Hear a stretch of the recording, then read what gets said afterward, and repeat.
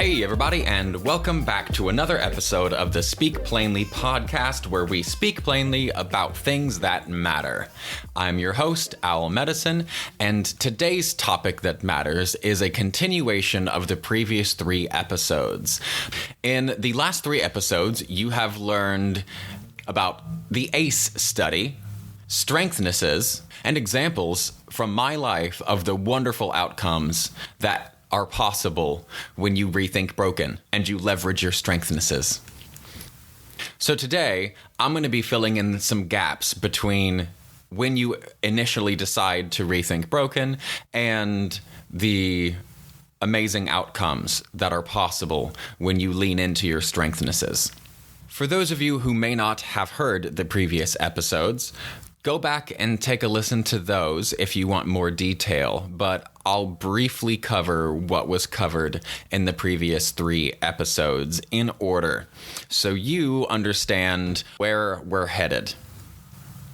ACEs are an abbreviation for Adverse Childhood Experiences, and that term was coined in 1997 at the end of the ACE study, which was the first ever study of its kind. And basically what they did was they asked a series of questions about childhood adversity and then correlated the answers to those questions with health outcomes later in life.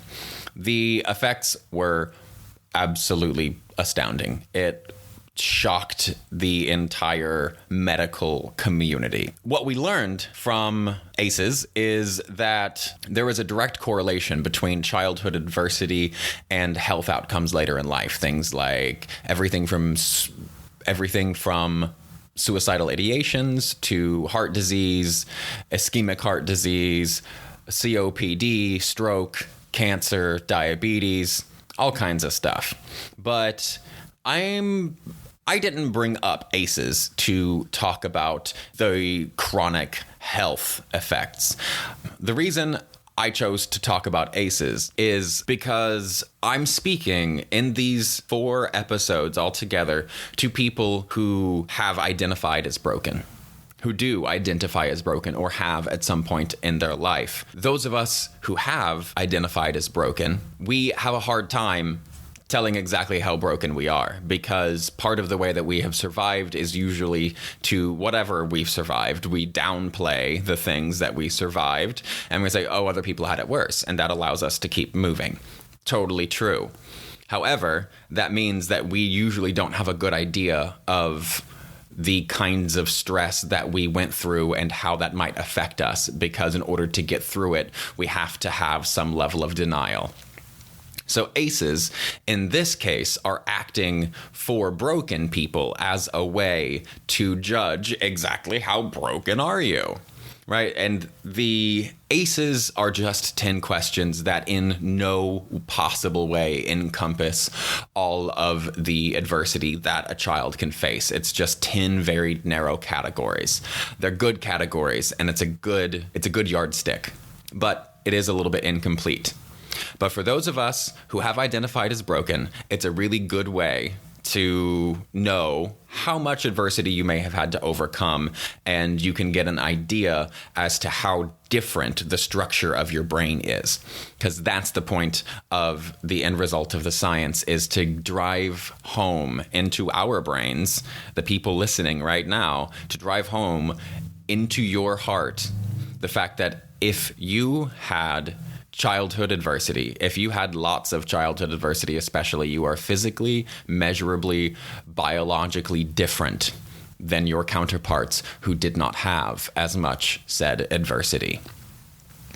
That's the purpose of the strengthness, is to kind of give yourself a 1 to 10 score of how messed up you might be, and to get a little bit of some umbrella areas of things that you had to deal with, and to see how these different types of adversity show up later on in life, because different types of adversity change us differently.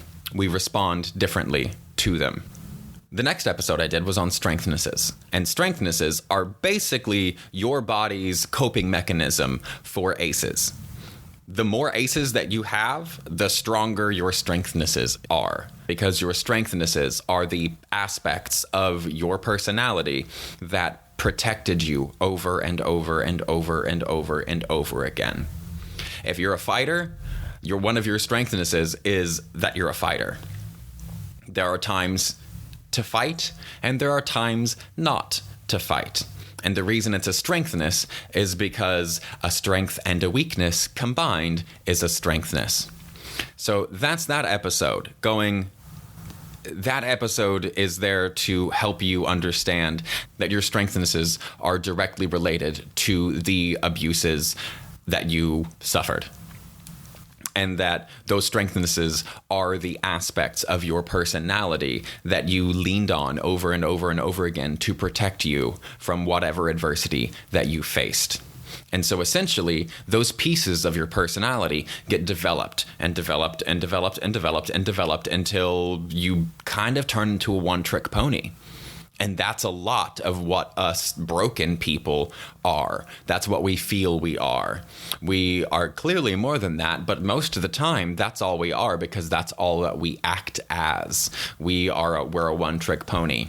We identify ourselves with our trauma and with our brokenness and our inability to adapt ourselves to any situation. We just go, I'm this person and this is what I do.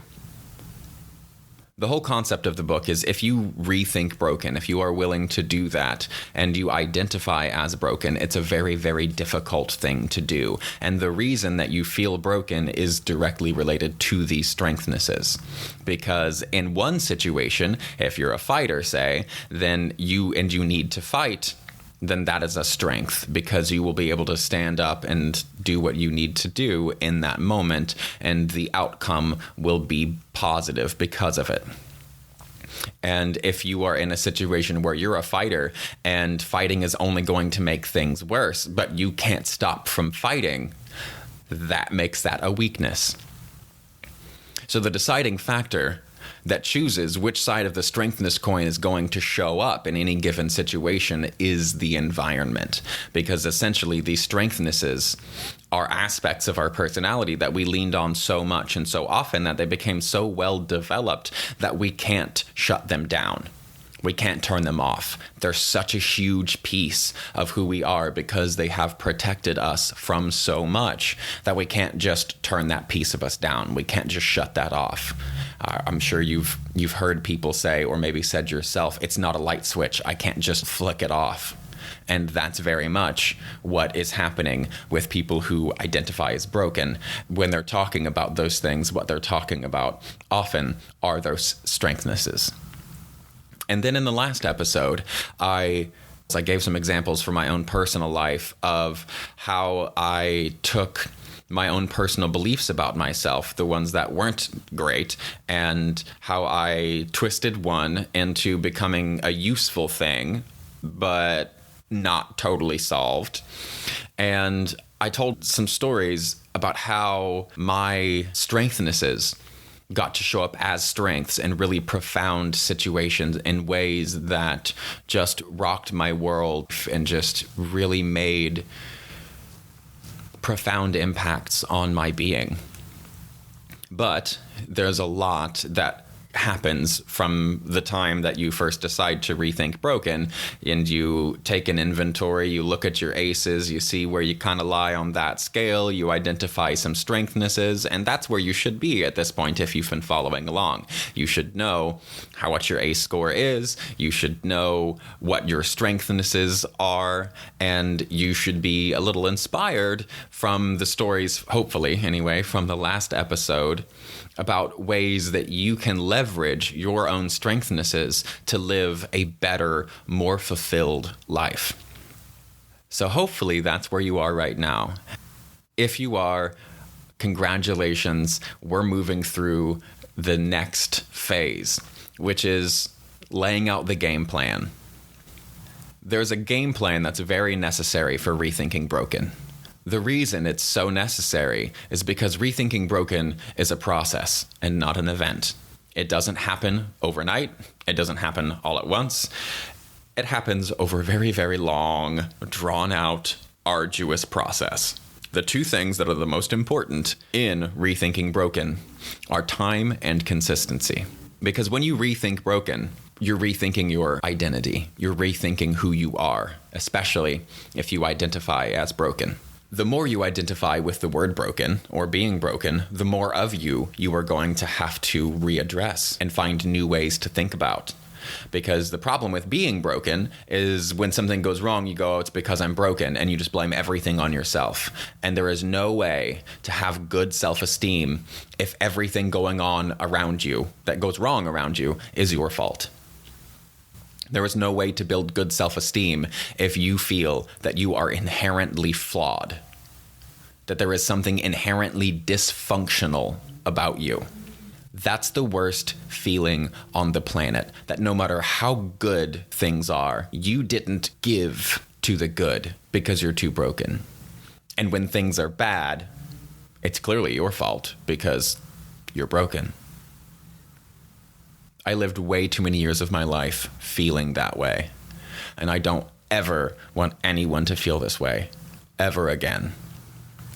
So if you are ready, you know your aces, you know your strengthnesses, and you feel motivated to getting to a place where you can have these amazing conversations with PhDs who are living out of a squat in Tijuana after their village got burnt to the ground. And if you don't know what I'm talking about, go back and listen to the last episode. If you're ready to dive into all of this, come with me. As you move through this process, things are going to knock you off your horse. And the trick is to get back on it. That's the only trick. There is no real trick. It's just do the work. Do the work of getting back on it. Expect that you're going to mess up, and expect that when you mess up, you're going to want to chuck in the towel and say, oh, well, clearly this doesn't work. I'm too broken. And that's the end of it. That's not good enough. That's not going to get you anywhere. You've got to keep trying. When you get knocked off, you have to be ready for it.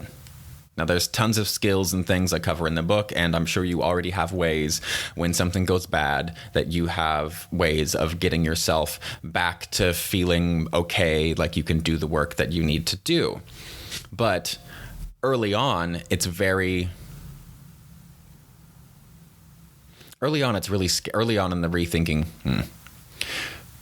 Early on in the Rethinking Broken process, when those moments come and you do get knocked off of your horse, it can be really demoralizing. And that's the reason I'm laying out this blueprint. There's a few things that you need to know. It's going to take a really, really long time.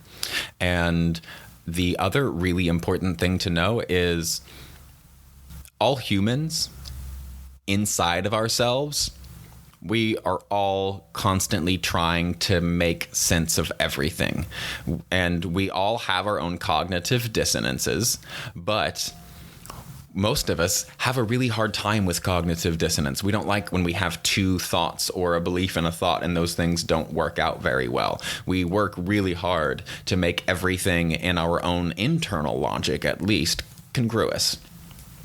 And because of that, when you go to Rethink Broken, which is essentially changing your identity, and in changing that identity, you're also changing your core belief system about yourself. When you change your core belief system about yourself and about you being broken, everything else is changed. If you think of yourself as a tapestry or a fabric, if you pull one string on that, it affects everything else that is connected, which is everything else, because it's one tapestry. But at the center of that tapestry are our core beliefs, the things that we believe about the universe, about ourselves, and about the world that we live in. And when you change one of those, it messes with everything. And I do really mean everything. You can change or tug on a string on the corner of a tapestry and you'll only affect a few things on the edges. But if you dig a nail into the center stitches and give it a big yank, you have just changed the structure of the entire thing. And in this case, the entire thing is you as a person. So as you can assume, this gets really messy, and it gets really messy really quickly. As soon as you start working on those big important ones, which is what you should be working on basically first, you will have a bunch of adjustments that you have to make. And you'll be adjusting so much and asking so many questions, it's really, really easy to get lost. So before you get too lost, let me just lay out the basics of the game plan. Game plan, rule number 1, expect to mess up. Number 2, we just covered it to death. Expect everything to change. Expect everything to change in a good way, eventually, in an uncomfortable way at first. Expect your subconscious assumptions to be challenged. Expect to feel weird and stuck and dumb for no reason at all. The reason is because these assumptions that you have are being challenged subconsciously. So the next tip is to make those subconscious assumptions conscious, which means you have to ask yourself throughout this whole process, that's interesting. I wonder where that came from. I wonder why I did that. And the answers to those questions usually lie in what previous memories or scenarios have I gone through in my life that are similar to this one, and look at what you needed to do to get through. You'll understand why you behaved the way that you did now. If you can pull those subconscious assumptions to the conscious and you can look at them directly, you will have a way, way easier time than I did going through this. I constantly am trying to pull my subconscious assumptions to the conscious, but it's really hard. The next is that we need a short-term plan and we need a long-term plan. We need plans for us broken folks. We need a plan for the ways that we're going to go about, like, not cursing out our boss or freaking out on people and doing or breaking down in inappropriate times or any of the things that make us feel super duper broken in the moment. We need ways to help cope with that, which is like distress tolerance skills and stuff like that. But there's a second set too. The first one is there to make sure that you don't act a fool and make a bad situation worse or a neutral situation into a bad situation. The next ones are the things that we do to change our brains for the long term. It is very difficult to change a brain. It is possible. And the last whole half of the book are mostly long-term ways that are scientifically proven on how to change your brain. And basically, it's all about fire together, wire together. So that's a basic neurologic principle that neurons that fire together get wired together. And with neurons that are wired together are called circuits. And we have circuits for just about everything. We have circuits for specific thoughts that we have. We have circuits even for our core values. We have circuits in our brains that light up together to accomplish a goal. In order to change our brains long term and to not feel broken, essentially what we have to do is get those habits that cause us to do the wrong thing at the wrong time and then make us feel broken, to make those habits no longer habits. And that has to do with changing your brain and changing the wiring and the structure of your brain. You have to change those circuits. And so the last half of the book has like in vivo skills, which are those skills to help you stop making a bad moment worse or from making a neutral moment into a bad moment. And then the rest are all to help you establish long-term emotional stability. And those you already know. I've covered a bunch of them. I've covered mindfulness. I've covered movement. I've covered journaling. I haven't really had a chance on this podcast to cover food and nutrition yet, but I will. And one more last thing that I really think is cool about this, and I'm excited for people to read about, is how interesting theater is in the long-term healing process. So this seems kind of bizarre, but hear me out on this. theater is a magical, magical way for people with extreme amounts of adversity to get to finally experience what life is like for someone else. For people who have lived in tons of abuse and neglect and harsh environments, they cannot imagine a world that's different than that. It just doesn't make sense. They can't even imagine one because their strengthnesses are so strong, they're so great, that they can't allow the cognitive dissonance to even entertain the idea that the world could be a fun and loving and beautiful place and people could treat them well. And theater is a magical way to help these people because they get to literally be someone else, which is super cool because when you try on theater, you get to play kings and slaves and servants and knights and bards and just all kinds of things. You get to be all of life. You get to be and play any character that you want to be or play. And that's cool up front. But what's so amazing about it is through acting out and through the process of acting, you get to become, even just for a few moments, someone else. You get to say the words someone else would say. You get to be treated the way someone else has been treated, even if it's just scripted. It doesn't matter because you're getting to experience something that you've never experienced before. That is evidence against your cognitive bias that says the world is a horrible, terrible place because it's been horrible and terrible to you. And yes, it can be, and it is a horrible and terrible place. And it can and has been horrible and terrible to many people. But it doesn't have to stay that way forever. The best part of a horrible childhood is typically that the worst part of your life is behind you.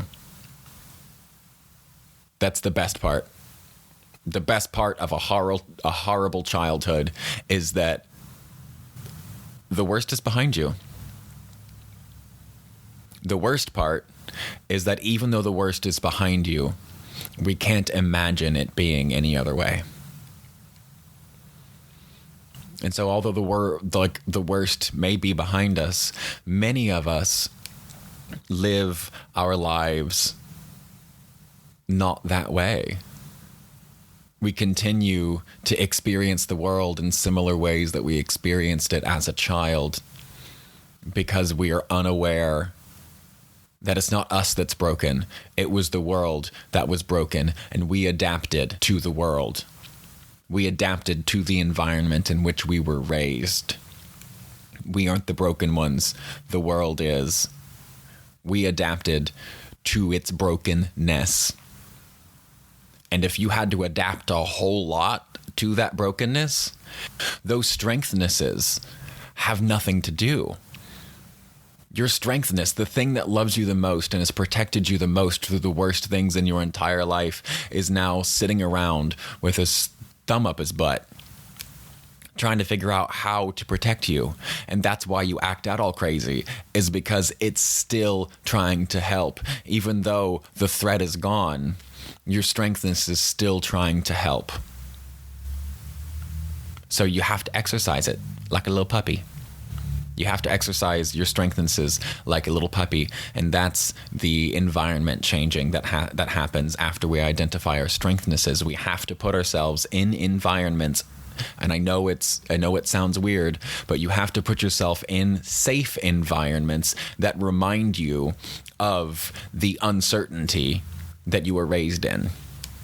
If you can find a way to mimic your strengthness that you created in childhood, and you can use that strengthness as an adult and show the strong side of it, then the weak doesn't force its way into other aspects of your life.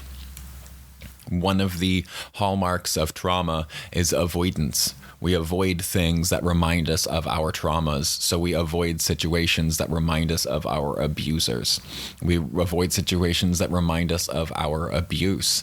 But if you are willing to safely put yourself in places that are similar, like being a kickboxer or being a paramedic, being a doctor or a nurse. Those things allow your strengthness to do its job and allow you to feel competent. And that's really important because most of us broken people, we feel broken because we feel incompetent. And we feel incompetent because the thing that we worked on the most, our strengthness is the thing that we worked on the most, wasn't even our choice, but it is what we worked on the most. That thing that we developed as well as we possibly can gets totally and utterly ignored because we are avoiding traumatic situations. That's why we needed a blueprint. That's why we need a blueprint.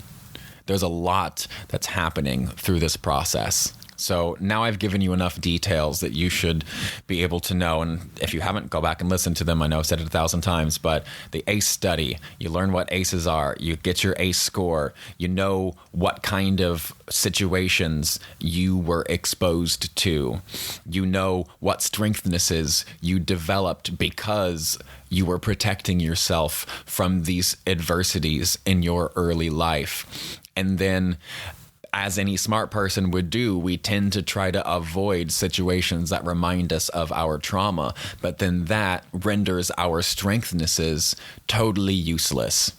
But anyone or anything as strong as our strengthnesses is not going to shut up so easily. So you will get the strengthness. It'll show up in your life, but it won't show up as a strength. It'll only show up as a weakness if you don't give it a chance to do its job. So we can't be avoidant.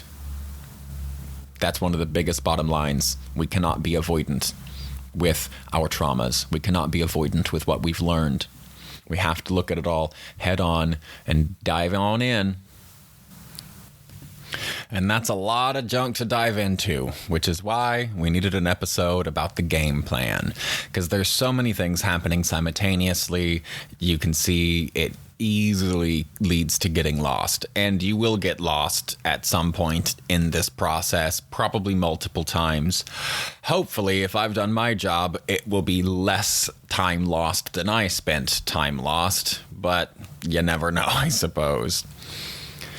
I really hope this helps to fill in some gaps. I really hope that you understand how I have formulated this whole concept from beginning to end of development and the way we're supposed to normally develop and what happens when we don't get to normally develop that way because of adversity in our young life, and the ways that we protect ourselves from the adversity and how those aspects of who we are develop over time and how they function in different environments and how that can lead to a really bad sense of self and this concept that we are broken when we really aren't.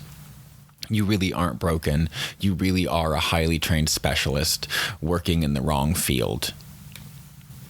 So I hope this helps. If you've made it this far in the podcast, thank you so much for listening. If you liked what you heard and you're interested in more about Rethinking Broken, you can go to rethinkingbroken.com. There's more great information there, as well as a link to the Patreon that is helping to support and pay for the book and the book editing costs. There you will be able to access each of the rough drafts as I have written them. I release a chapter every month to my Patreon subscribers. So if you're interested in reading more about the book or interested in seeing at how terrible of a writer I was when I started and how I'm only slightly better now, then you can go sign up and read all of those and see how I have improved and see how the book has formed itself over time, if you care to support in that way. If you don't, or if you do, thank you so much for listening. Thank you so much for your time. And remember, stay blessed and stay uncomfortable.